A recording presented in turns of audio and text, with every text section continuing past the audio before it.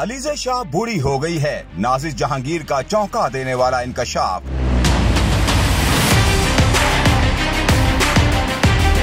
हाल ही में पाकिस्तानी अदाकारा नाज़िश जहांगीर ने एक पॉडकास्ट इंटरव्यू के दौरान अदाकारा अलीज़ा शाह से मुतालिक हैरान कुन बयान दे दिया।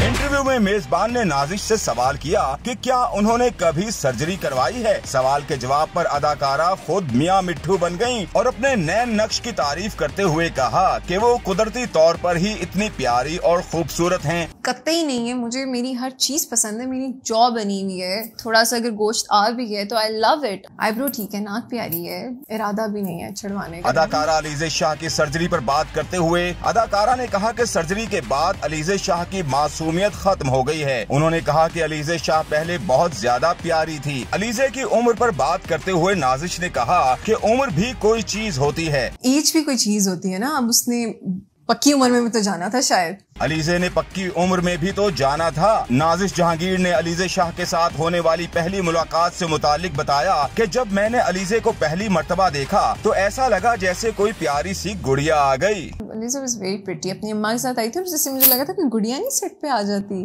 बड़ी बड़ी आंखें और crystal clear skin and all.